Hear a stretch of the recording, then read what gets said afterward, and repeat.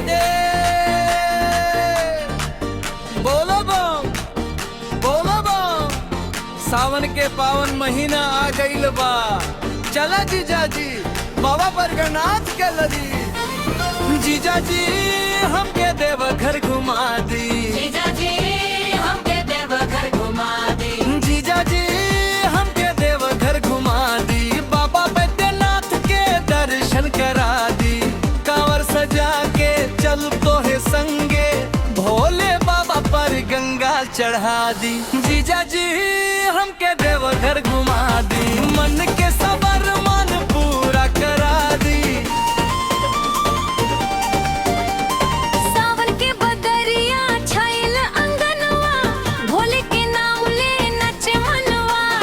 बेल पत्र धतुरा फूलवा सजाइब, बोल बम कहत बाबा के मनाइब।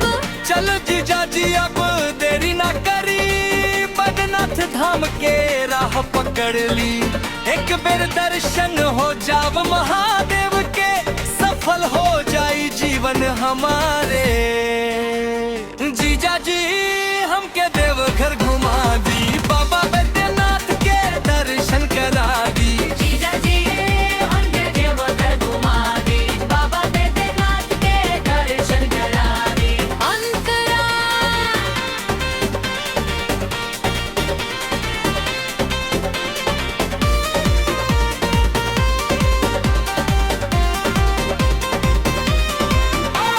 लाल चुनरिया माथे सिंदूर, भोले बाबा करी है सब दुख दूर।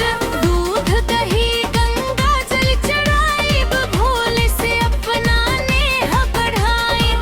डमरू बाजे गूंजे जयकारा, हर हर महादेव लागे प्यारा। कांवरिया संग गावत जाइब, भोले बाबा के गुण सुनाइब। जीजाजी हमके देवघर घुमा दी, बाबा बैद्यनाथ के दर्शन करा दी। जीजाजी हमके देवघर घुमा दी, बाबा बैद्यनाथ के दर्शन करा दी।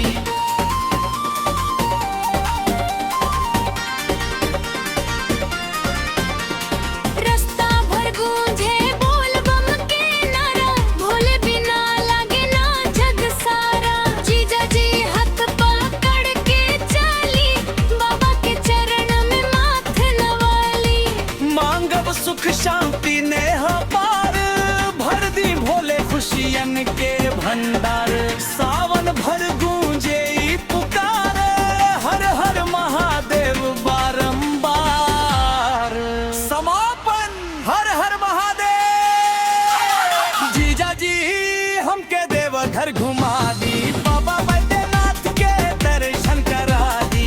भोले बाबा के कृपा सदा बन रहे, सबके जीवन खुशहाल रहे। जीजाजी हमके देवघर घुमा दी, बाबा बैद्यनाथ के दर्शन करा दी। भोले बाबा के कृपा सदा बन रहे, सबके जीवन खुशहाल रहे।